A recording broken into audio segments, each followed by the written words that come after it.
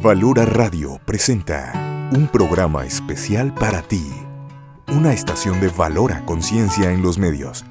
Escúchanos también a través de www.valoraradio.org o en Spotify como Valora el Podcast.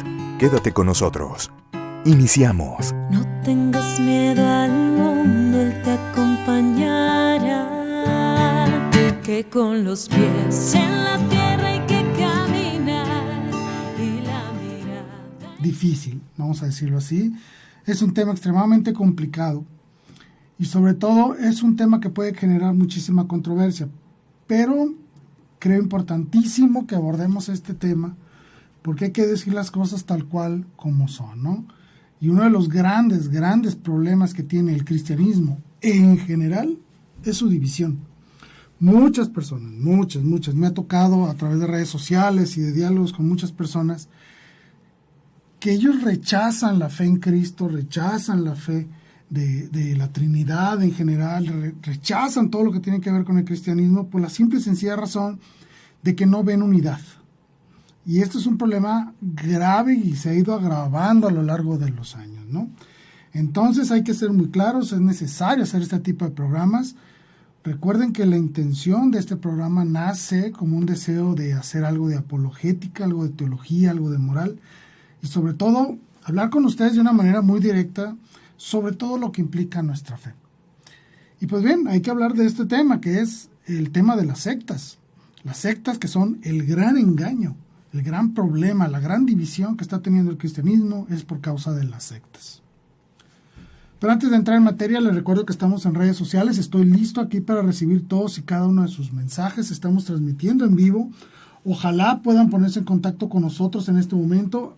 Les digo, aquí lo tengo listo ya el teléfono para platicar con todos y cada uno de ustedes y expresar sus opiniones y buscar la manera de crear un diálogo entre nosotros que nos permita encontrar esos puntos de advertencia, esas banderas rojas para que las personas que están adentrándose en el conocimiento de su fe se den cuenta de que la división, la separación no es el camino correcto. Estamos transmitiendo por Valora Radio en Facebook Live y también estamos transmitiendo por la www.valoraradio.org. Listos para recibir todos sus comentarios. Bueno, secta. ¿Qué es una secta? Bueno, la palabra secta procede del latín sectare, que significa división o corte. También otras personas dicen que viene de la palabra secedere, que también latín, que significa separarse. Bueno, las dos palabras tienen una misma raíz y básicamente significan separación, ruptura, división. Obviamente estamos hablando de alguien que se separa de una raíz, se separa de una ideología, se separa de un movimiento, como lo queramos ver. Entonces, cuando hablamos de sectas, estamos hablando de un grupo que se opone a la doctrina y a las estructuras de la iglesia y muchas veces implica un acto de rebeldía, la gran mayoría de las veces. Eso es lo que podemos definir como secta. Y les platico por qué quise hacer este tema. El día de ayer, mi esposa y yo nos levantamos a media mañana, desayunamos y nos fuimos al gimnasio. De casa al gimnasio hay aproximadamente 3 kilómetros nada más. En esos 3 kilómetros había 3 diferentes iglesias cristianas. 3. Una por cada kilómetro. Imagínense el problema que esto implica. Si nosotros tomamos en cuenta una densidad de población, ¿cuántas personas están siendo atraídas en solo estas 3? Son 3 kilómetros de distancia de mi casa al gimnasio. Había 3 diferentes iglesias. Cada una diferente de la otra, cada una con sus propias ideas, cada una con sus propias enseñanzas y costumbres. Es decir, en solo 3 kilómetros había 3 diferentes iglesias. Imagínense si llevamos esto a dimensiones de toda la ciudad, por ejemplo. O en tu ciudad, ¿cuántas diferentes iglesias puedes encontrar en las cercanías de tu hogar? Vas a darte cuenta que hay 1, 2, 3 o incluso hasta más. A mí me ha tocado, y lo digo porque lo digo en serio, en un mismo recinto, en una misma dirección, han existido 3 diferentes iglesias a lo largo de los años que he vivido en esa colonia. 3 diferentes iglesias, con 3 pastores diferentes, con 3 ideas diferentes, con 3 doctrinas diferentes. con 3 públicos diferentes, con 3 congregaciones diferentes. Entonces tenemos un problema terrible con las sectas. Y hay que ser muy claros, y esta crítica, aunque no lo crean, no va tanto dirigido a las sectas, va dirigida a nosotros mismos. Porque la gran mayoría de esas personas que están yendo hoy en día a esas sectas se bautizaron en la Iglesia Católica. Y por algún motivo abandonaron la Iglesia. Hay que hacer algo. Tenemos que hacer algo. Tenemos que ponernos a trabajar nosotros como católicos y decirle a toda esta gente, hey, se están equivocando. La están regando. No pueden congregarse donde sea. No se trata de eso. La fe cristiana no significa eso de haz tu propia iglesita, vive tus propias ideas, vive tus propias doctrinas, cree lo que se te venga en gana y ya te vas a salvar. No, la verdad es que no. El padre de la mentira es el demonio. Y si en una secta se dicen mentiras, herejías, blasfemias, errores doctrinales, errores morales, errores de interpretación de la Sagrada Escritura, pues ¿quién es el padre de todas estas sectas? Y discúlpenme si ofendo a alguien. No es mi intención ofenderlos, pero sí llamar la atención de que debemos de entender que la división, la mentira, el engaño no vienen de parte de Dios. Chesterton, que es uno de mis autores favoritos, como ya lo habrán notado, decía: lo malo de que los hombres hayan dejado de creer en Dios no es que no crean en nada, sino que están dispuestos a creer en todo o en cualquier cosa. Y ese es el gran problema que tenemos en el cristianismo. No tenemos ni la más remota idea de qué es nuestra doctrina. ¿En qué creemos? ¿Por qué lo creemos? ¿Cómo anunciarlo y defenderlo? La gran mayoría de los católicos no conocemos estas 3 cosas. No las conocemos. Llega cualquier persona que nos dispara con 3 o 4 versículos bíblicos, nos hace bolas, nos embrutece, nos echa 2, 3 mentiras, como se dice, envueltas en medias verdades, y ya tienen una persona más que abandona la iglesia y se va a una secta. Hay que evitar esto. Señores, hay que conocer nuestra fe. Lo repito, ¿en qué creemos? ¿Por qué lo creemos? ¿Cómo defenderlo y anunciarlo? Esto es obligatorio para todos y cada uno de nosotros. No permitas que nadie en tu casa, nadie, caiga en las manos de alguna secta. Tengamos mucho cuidado. Un autor, incluso es un autor cristiano, ni siquiera es católico, llamado Dave Breeze, decía: una secta es una perversión religiosa. Ojo, perversión, es tomar algo que es puro y distorsionarlo. Es una creencia y práctica en el mundo de la religión que exige, fíjense lo que viene aquí, existe devoción a un concepto o a un líder religioso centrado en una falsa doctrina. Es decir, es una exigencia de devoción a una idea o a un líder basado en una falsa doctrina. Es una herejía organizada y, como yo les digo muchas veces a mis alumnos, es la organización de la herejía. Bueno, hay que tener mucho cuidado con esto. Las sectas, quédenselo muy claro, es una perversión o una distorsión de la verdad y es una organización que se funda en torno a una persona con doctrinas falsas, con falsedades. Y aquí viene lo más peligroso, y es en la interpretación. Hay que entender esto. Estas sectas se congregan alrededor de personas específicas que interpretan la Biblia de una manera específica para ahondar en una ideología o en una doctrina errónea. ¿Por qué lo digo así? Porque las sectas surgen de 2 conceptos principales. El primero es una interpretación exclusiva de las Sagradas Escrituras o una conveniencia social o económica. De ahí surgen. Ese es el verdadero sentido de una mala interpretación de la Escritura o de una ambición social o económica. Cuando juntas las 2, pues ya tienes una mega secta, ¿no?, que se forman constantemente.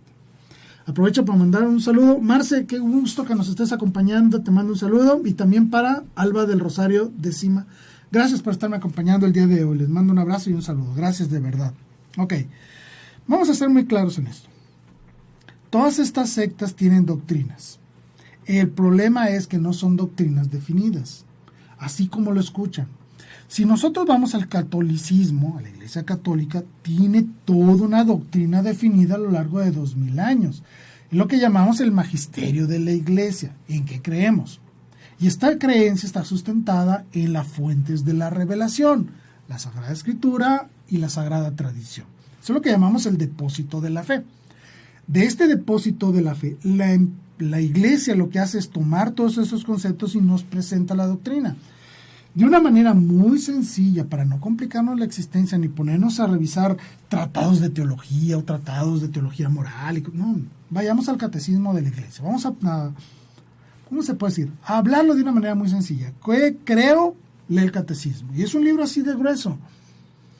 Es decir, no tenemos solo unas creencias basadas en 3, 4, 5 enunciados, que es lo que principalmente manejan mucho las sectas, que son simples y pequeños enunciados de algunas ideas.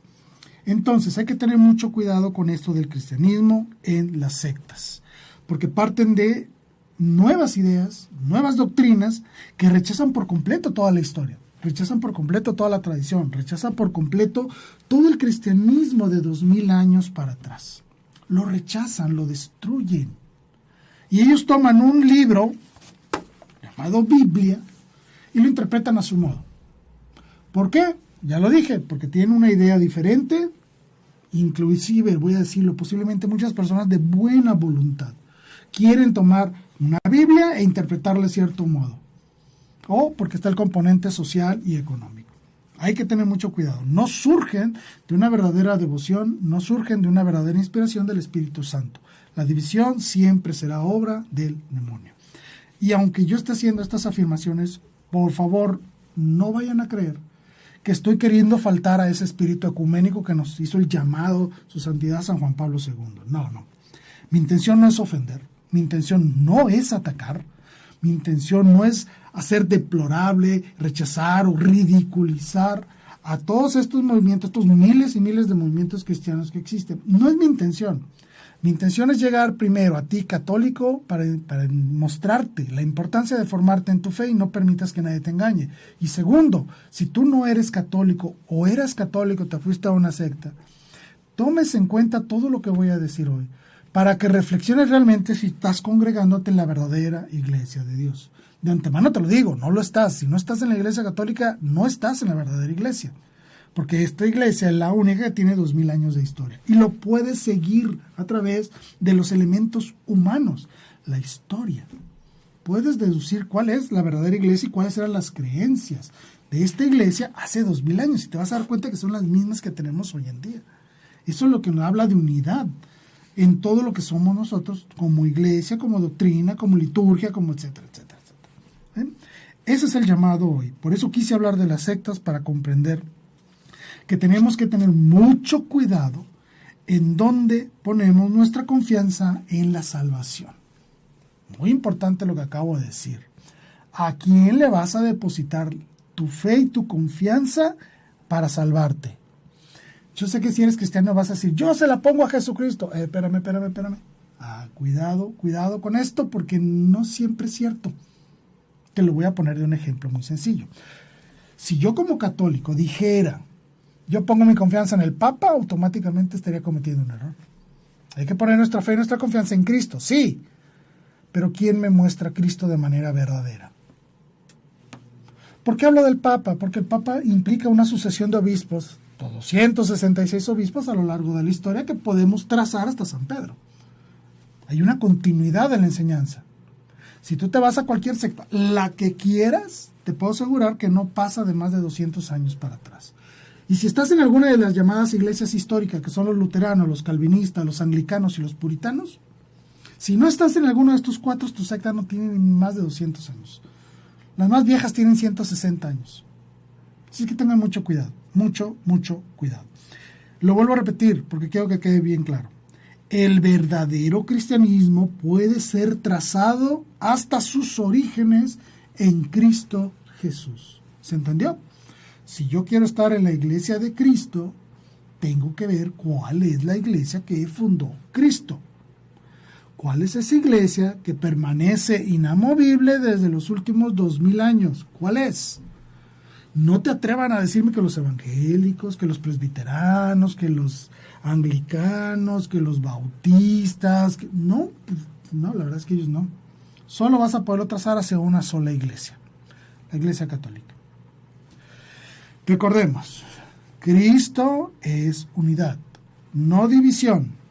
Por lo tanto, todo aquello que implique división, todo aquello que implique que es una nueva iglesia, estamos hablando ya de un problema de base. No es Cristo el fundador de esa iglesia.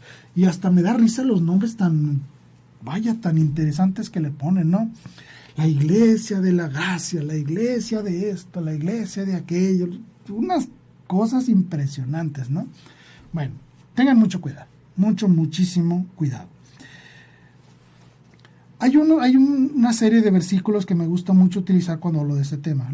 El primero es los últimos 2 versículos del Evangelio según San Mateo, porque dicen esto: por lo tanto, id y hacer discípulos a todas las naciones, bautizándolos en el nombre del Padre, del Hijo y del Espíritu Santo, enseñándoles que guarden todas las cosas que yo les he mandado. Ojo, que aprendan y guarden las cosas que Cristo le ha mandado a los apóstoles.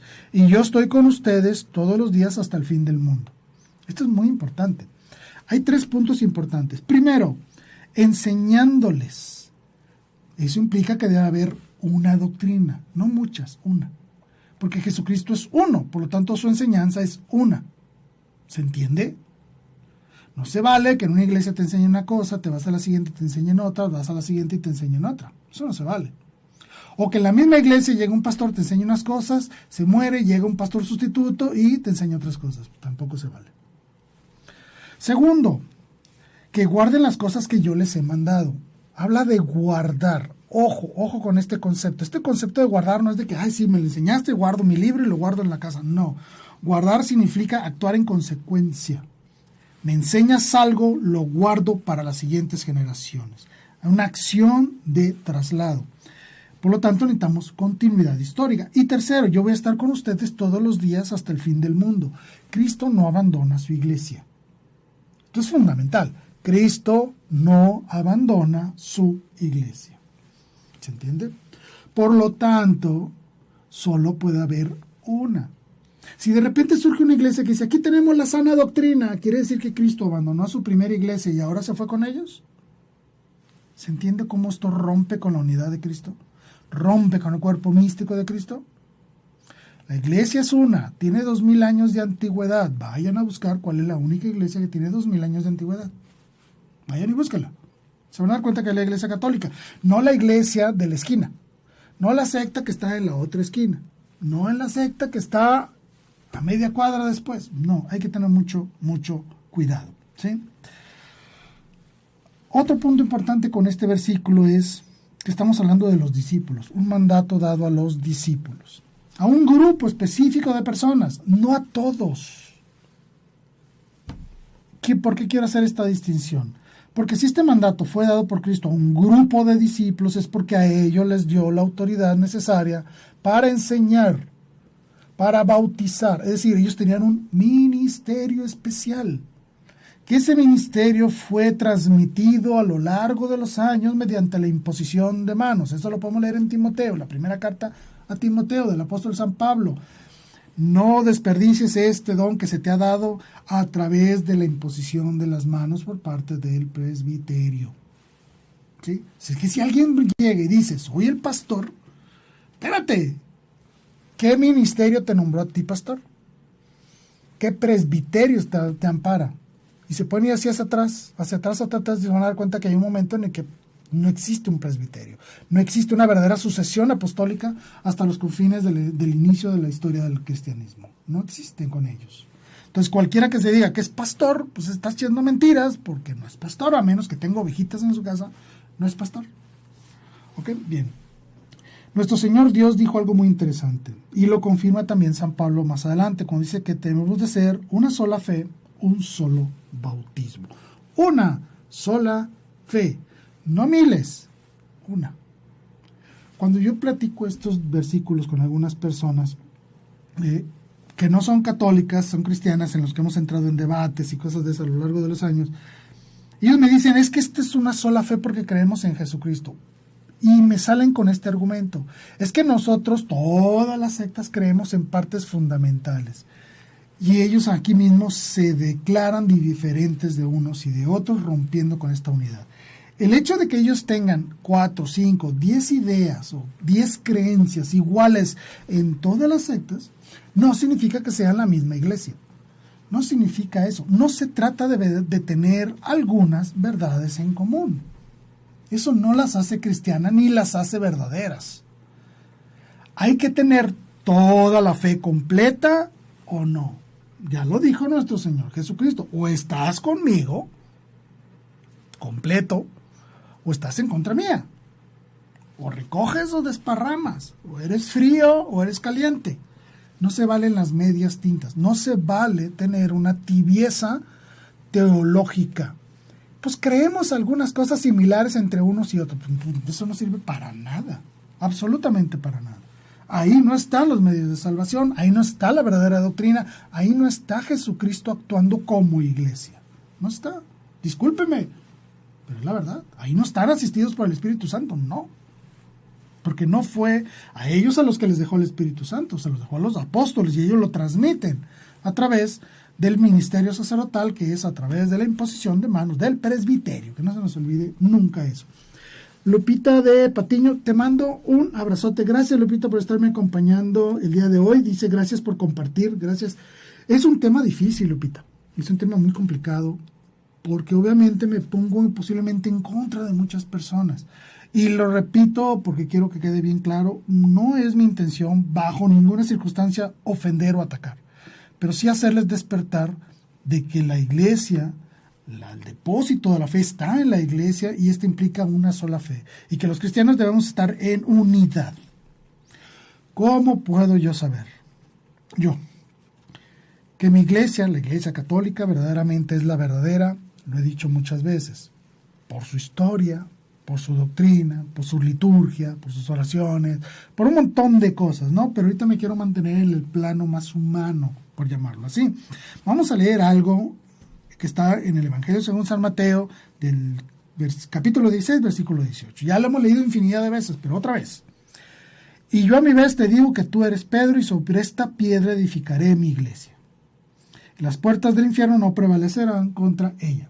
Ojo, tiene que ser una iglesia que fue fundada por Cristo sobre una persona. No la fundó en una ciudad. Ni siquiera la fundó sobre un grupo de personas. No. La fundó sobre una sola persona y le cambió el nombre a esa persona. La fundó sobre un señor llamado Simón Bar Jonás. Así se llamaba Pedro, Simón Bar Jonás. Sobre él, dice aquí Cristo que él funda su iglesia. Sobre él. Sobre una persona, que es lo que hoy conocemos como Papa. ¿Sí? Que el papado ha tenido una evolución a lo largo de 2000 años, claro, pero eso es tema de otro tema, es de otro programa, perdón. ¿Sí? Pero esto es muy importante. La verdadera iglesia debe estar sustentada con una sucesión apostólica del apóstol San Pedro, como obispo de Roma, como obispo de la diócesis de San Juan de Letrán en Roma. ¿Sí? Él es quien queda a cargo de la Iglesia Universal, por ser una sucesión de aquel sobre el cual fue edificada la iglesia y es un signo visible de unidad, el Papa, el Santo Padre. Bueno, ¿por qué hay que cuidar todos estos detalles? Muy sencillo, y esto es lo que quiero que se entienda de manera clara. Si yo tengo, según el resguardo de la misma Escritura, yo tengo que Jesús le dio autoridad a una persona, y alrededor de esta persona estaban sus columnas, llamadas apóstoles, les entregó toda la fe, todo lo que le llamamos el depósito de la fe, ¿sí? Y que los manda a enseñar y guardar las cosas que hizo Jesús, y que además le manda a Pedro de manera específica confirmar la fe de los hermanos, que es un ministerio de confirmación específico.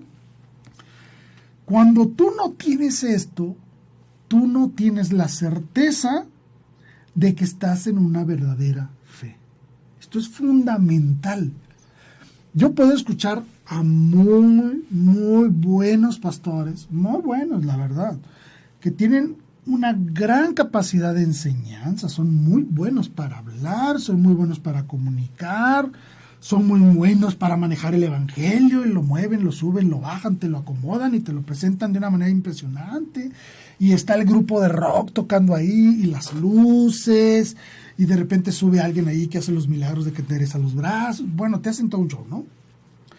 Hay personas que verdaderamente tienen una gran capacidad para convencer a otros. Su elocuencia, su uso de palabras, su imponencia en un estrado es magnífica, claro que sí. pero eso no garantiza que te estén enseñando la verdad. Y ese es el gran problema, no te están garantizando que te estén enseñando la verdad. ¿Quién me garantiza a mí que me están enseñando la verdad? Es lo que nosotros llamamos magisterio de la iglesia. Este magisterio de la iglesia está compuesto por todas las enseñanzas de la iglesia a lo largo de 2000 años, que no es más que el depósito de la fe, lo que nos dejó Jesucristo, y que se ha ido explicando a lo largo de 2000 años de una manera en que cada generación tenga la manera de acercarse a la verdad de la fe y comprenderla dentro de sus propios términos y condiciones. Por eso es de que el discurso se sigue renovando día con día en nuestra iglesia, para hacer presente lo que sucedió hace 2000 años. Por eso es importante que cuando tienes una sucesión, tienes un presbiterio permanente, tienes una serie de ritos, una serie de reglas, una serie de condiciones para darle sucesión histórica. Todo esto es lo que te puede garantizar que estás en la verdad, cuando hay un signo visible de unidad. Por eso les digo, tengan mucho cuidado. Ok, pero hay un ingrediente aún mayor que nos puede garantizar que todo lo que estamos escuchando cuando vamos a misa, cuando nos habla un sacerdote, cuando nos habla el Papa, cuando nos habla una encíclica nueva, etcétera, etcétera, ¿cómo puedo saber yo que eso es verdadero? Muy sencillo. Jesucristo le prometió, a esta iglesia le prometió la asistencia del Espíritu Santo. Él les recordará todo. ¿Recuerdan que es bien en el Evangelio? Eso es lo que nosotros nos atenemos y lo decimos de una manera correcta y sencilla. En la Iglesia Católica está la asistencia del Espíritu Santo. Por eso es que se cumplen las palabras de Mateo 28, de Mateo 16, donde dice que las puertas del infierno no van a prevalecer sobre ella. Por eso es que se ha mantenido esta iglesia a lo largo de 2000 años. Tiempos difíciles, tiempos buenos, tiempos de todo tipo, sí. Pero ahí está. Y la puedes tú rastrear a través de la historia. Y no solo eso. Las enseñanzas que tú encuentras en la Sagrada Escritura las vas a encontrar en todos los siglos explicados por sacerdotes, obispos, teólogos católicos. Y esto que decían en el siglo I, por ejemplo, lo que decían las cartas de San Clemente Romano, cuarto papa de la historia, concuerda perfectamente con lo que te enseña hoy la iglesia. Ve las cartas de San Policarpo de Esmirna y concuerdan con lo de hoy. Lee las cartas de San Justino Mártir del siglo II y concuerdan con lo de hoy. Lee las cartas de San Ignacio de Antioquía del año 107 y concuerdan perfectamente con lo que creemos hoy. Si tú te pones a buscar, si tú estás en alguna congregación cristiana no católica, en alguna de las tantas que existen, y tú te pones a buscar, por ejemplo, alguna enseñanza que te dijo tu pastor y la vas y la quieres buscar en el siglo II, vas a tener un serio problema. Por ejemplo, la sola escritura. Solo la Biblia es palabra de Dios. Eso es lo que dice esta herejía de la sola escritura. Y ellos te dicen, ¿no? La Biblia es la única autoridad, la única fuente de fe, la única fuente de revelación. Es lo que ellos te dicen. Pero eso creían los cristianos en el siglo II, III, siglo IV, V, en el VI. Y así te puedes ir. Y no vas a encontrar eso. Jamás lo vas a encontrar. Si ellos te dicen, solo con creer en Jesucristo ya te salvaste, ¿eso está en la Biblia? ¿Eso está en las enseñanzas de la iglesia en el siglo I, II, III, IV, V? Tampoco lo vas a hallar. Hay que tener mucho cuidado. Si a ti tu pastor te presenta una enseñanza, lo primero que tienes que hacer es, vamos a revisar si esto es verdaderamente concuerda con la interpretación bíblica, primero. Y segundo, vamos a ver si esta es la interpretación de toda la historia de la iglesia. Porque si tu iglesia se dice cristiana, tiene que provenir de Cristo.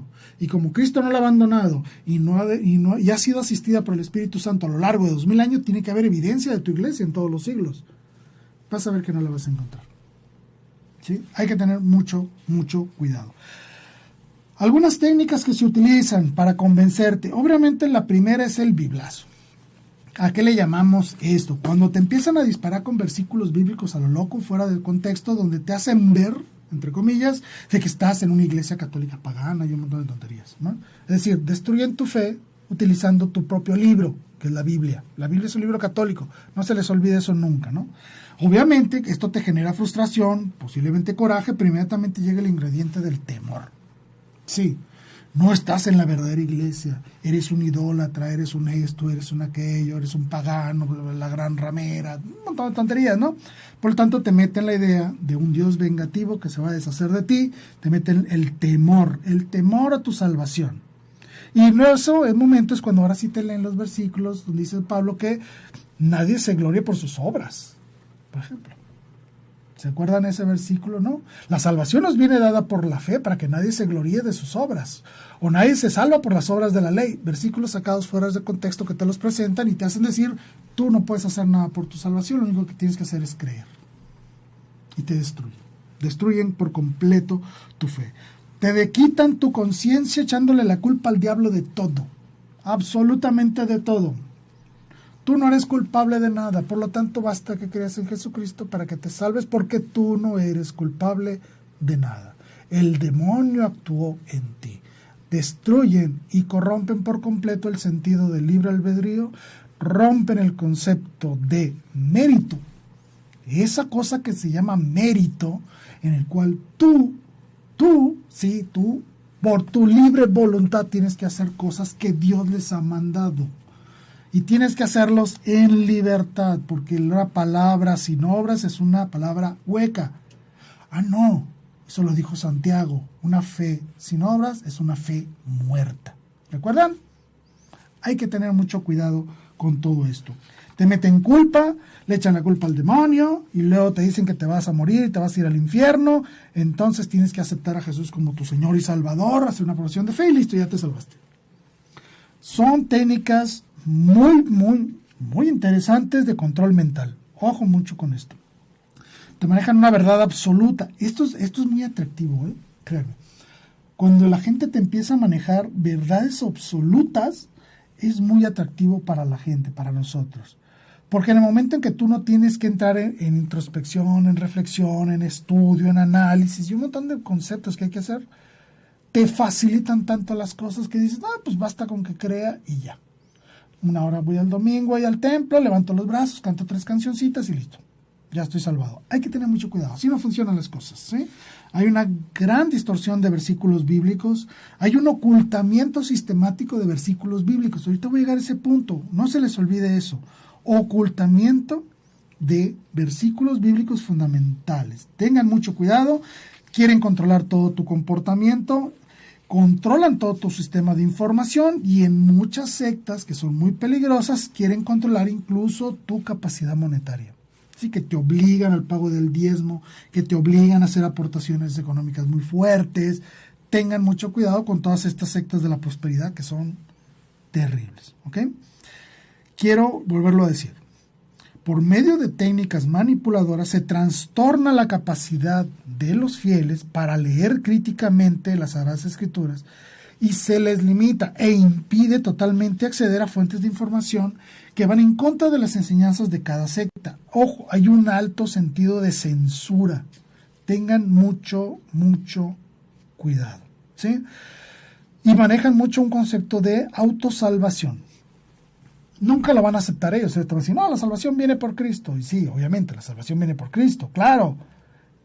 Pero te dicen, pero tú no tienes que ser Cristo para ser salvo. ¿Se entendió esto? Una de las cosas que nosotros enseñamos dentro de la fe católica que son fundamentales es, tú tienes que ser otro Cristo. Y tienes que ver a Cristo en tu hermano. Es un concepto muy importante dentro de nuestra fe. Comprender que yo al decir soy otro Cristo implica dos cosas. Primero, que estoy ungido por el Espíritu Santo. Y segundo, implica la responsabilidad de actuar como Cristo. ¿Se entendió? Cuando ellos te dicen, no, tú no puedes ser otro Cristo, lo que hacen es lavarte de estas responsabilidades. Eliminan tu conciencia. Destruyen por completo tu conciencia.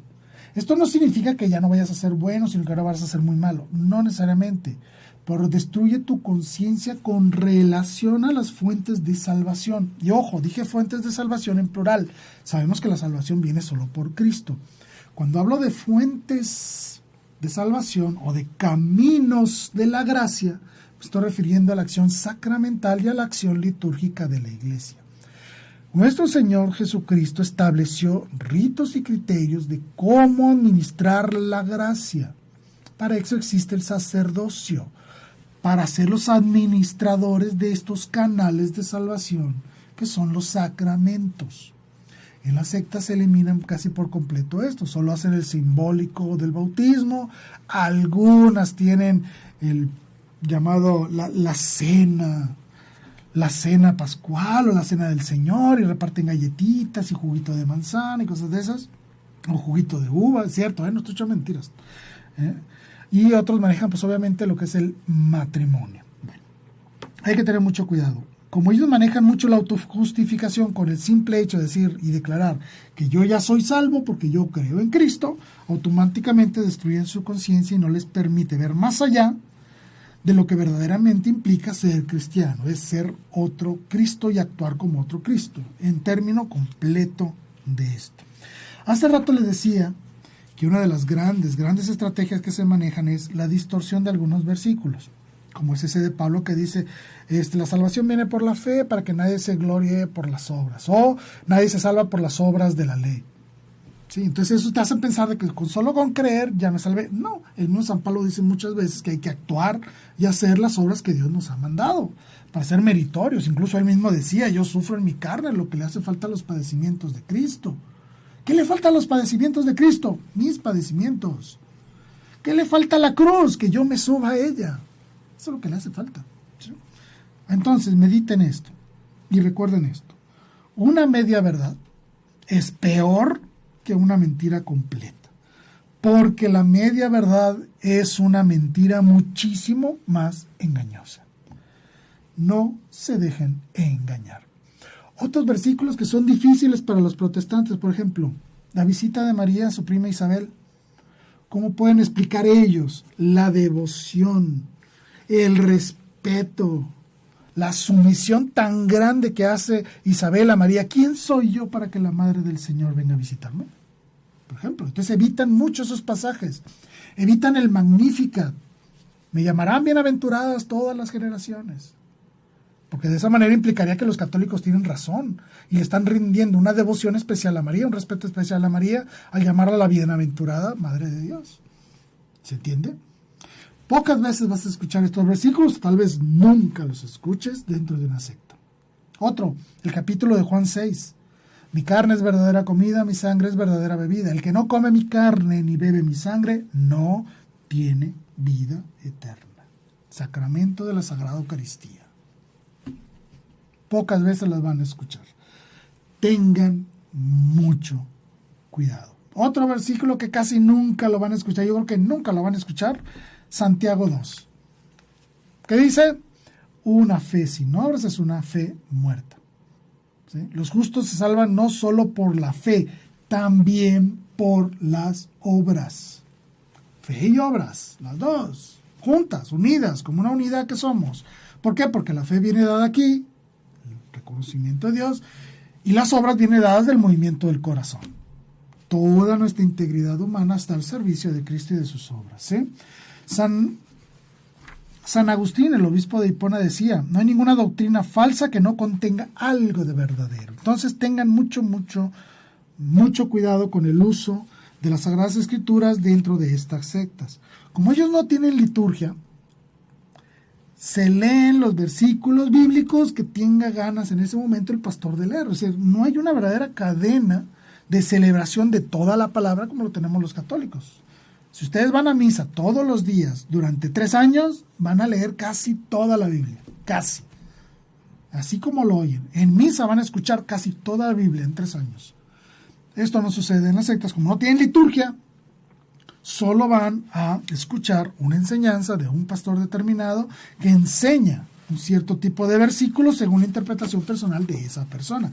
Tengan mucho cuidado, mucho cuidado. Ok. ¿Cuáles son las principales características de las sectas? Bueno, ya la primera y la más importante, pues obviamente es el sectarismo. Está separado de todo lo demás. Se separa, no hay comunidad, no hay comunión. La iglesia bautista de esta ciudad posiblemente no es igual a la iglesia bautista que está en Nuevo León, o que está en Mexicali, o que está en Estados Unidos, o que está en Colombia. Son diferentes completamente unas de otras. ¿Sí? Entonces tengan mucho cuidado. Segundo, y también importantísimo, no existe nueva revelación. Y quiero que esto se lo graben muy bien. Esto es importantísimo.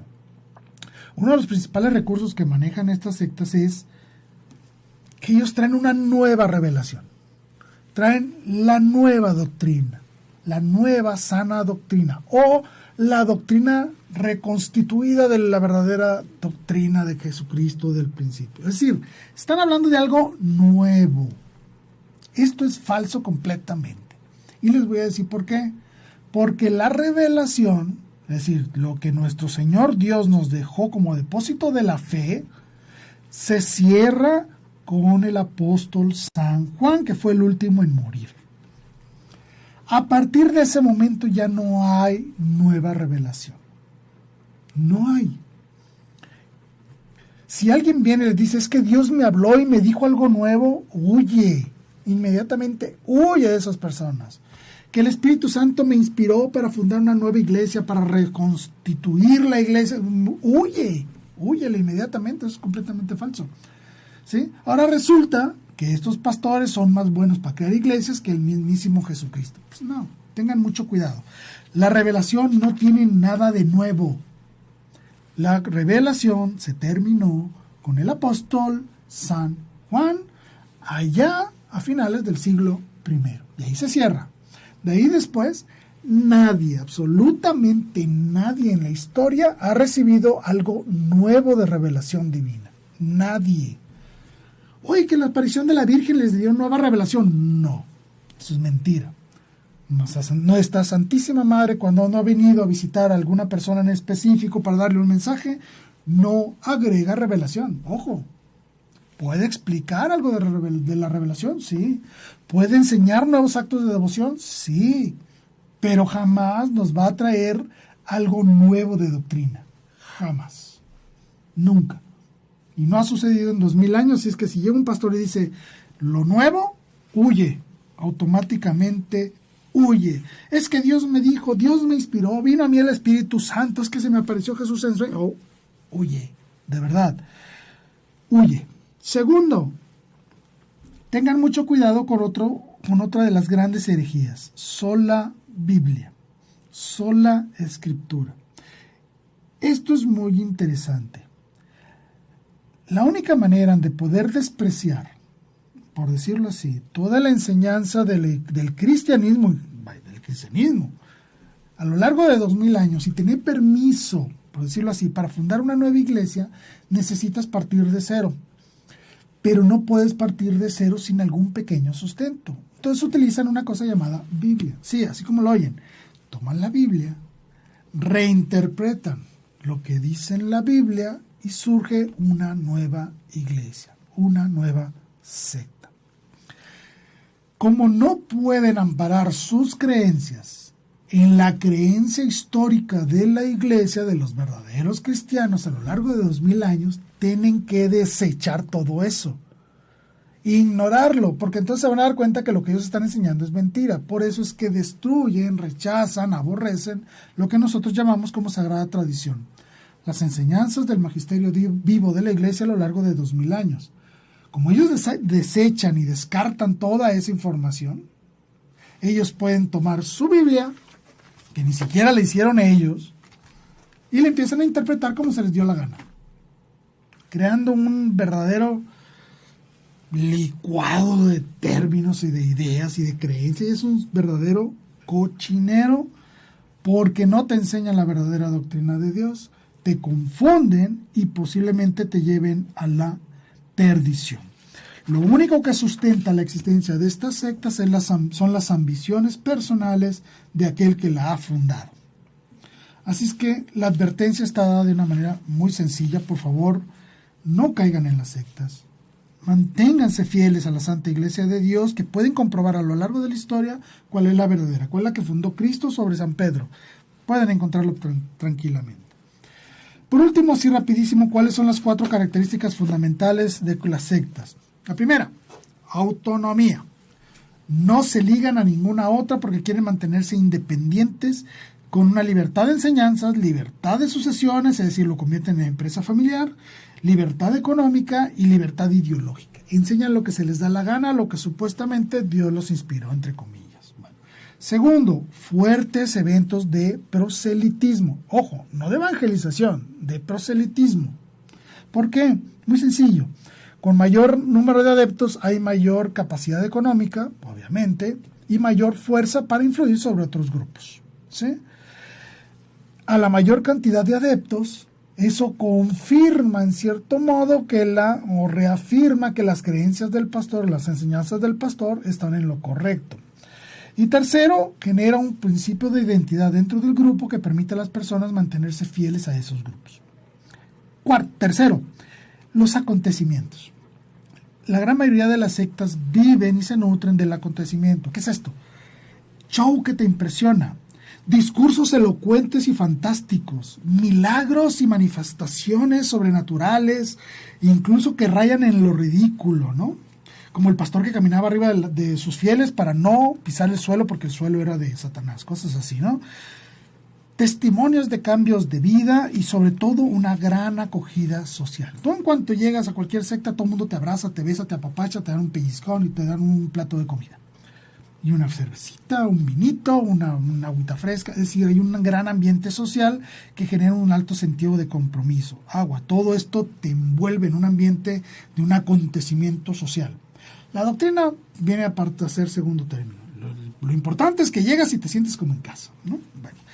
Y el último, que es el más grave de todos, es la intolerancia.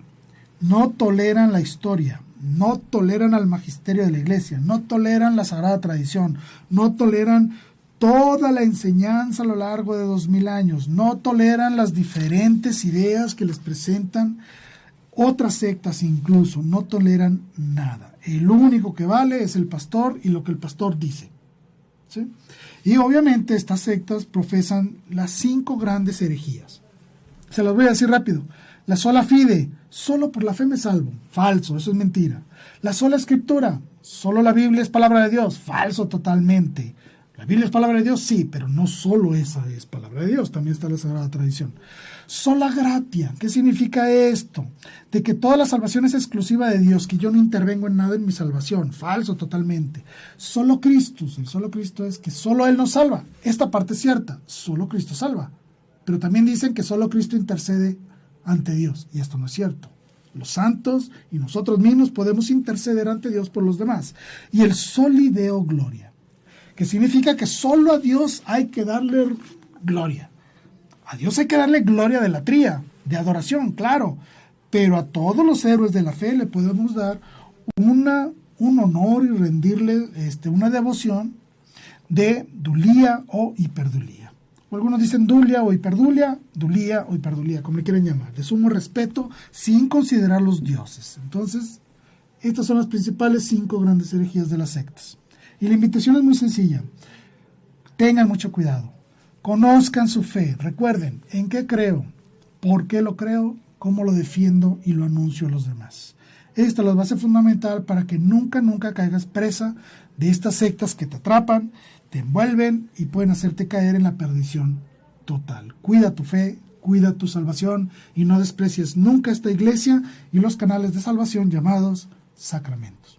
Soy tu servidor Jaime Velázquez, me despido, te doy las gracias por haberme acompañado y no lo olvidemos nunca. Viva Cristo Rey, viva María Santísima, Virgen de Guadalupe.